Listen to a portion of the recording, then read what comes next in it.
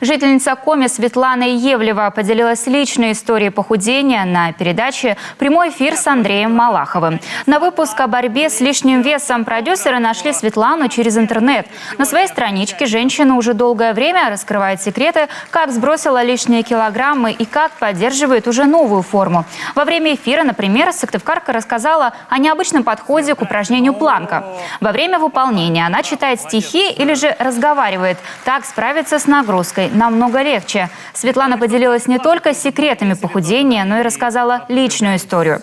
Проблемы с ожирением начались еще в школе, однако к осознанному похудению женщина пришла позже. Я заболела где-то в феврале 2011 года, у меня защемление седалищного нерва было, и я не могла ходить. И 1 июня я решила, что нужно худеть, потому что в аппарат для обследования КТ я просто не влезаю. Поэтому мне сказали, что нужно худеть. И дополнительный пендель мне дал мой работодатель, один из руководителей компании, сказал, что либо ты худеешь, либо мы тебя увольняем. Вы стоите в планке. Борьба с лишним весом привела к хорошему результату. Позже Светлана выучилась на нутрициолога и теперь помогает худеть другим. История сыктывкарки вдохновила на трансформацию остальных участников программы. Своим опытом женщина планирует делиться и с парой из Санкт-Петербурга. Оба мечтают о свадьбе и о ребенке, но из-за лишнего веса стать родителями пока не могут.